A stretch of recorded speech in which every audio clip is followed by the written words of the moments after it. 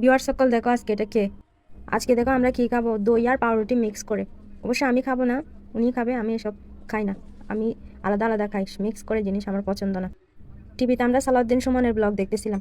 আমরা যেহেতু ইউটিউবার, আমরা যেহেতু ব্লগার, আমরা ব্লগারদের ভিডিও দেখি, অন্য কিছু দেখি না। বুঝছো না তোমরা? দেখো দই খোলার সময় একটু একটু ফেলে দিতে হবে প্রথম থেকে, কে কে জানো না শিখে নাও। উনি যখন কাজে থাকে তখন আমি বাসায় একা একা, না হলে ঘুমাই থাকি সারাক্ষণ, না হলে টিভি দেখি, না হলে মোবাইলে কাজ করি, না হলে যদি অল্প স্বল্প কাজ থাকে ওগুলা করার চেষ্টা করি। তারপরে ঘুমাইতে ঘুমাইতে দেখি রাতের 1টা বাজে উনি আসছে। আসার পরে আমাকে ঘুম থেকে ডেকে দিছে। উনি যখন আসছে তখন আমি ওনাকে বলছি যে আমাকে একটু চা গরম করে দেন, না হলে আমার ঘুম কিন্তু কাটবে না।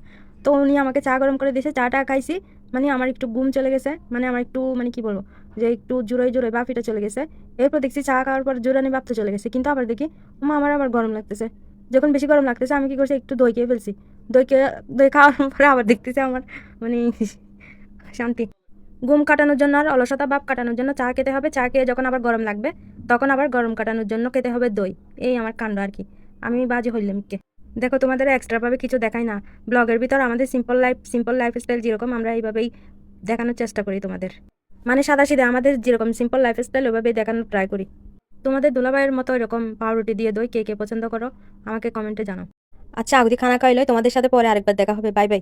তো তোরা ভালো থাকবে, বেশি বেশি আর ভিডিও চাইবে শেয়ার করিবে, তারপর আশা আশি করিবে, তারপর আর কিছু নাও।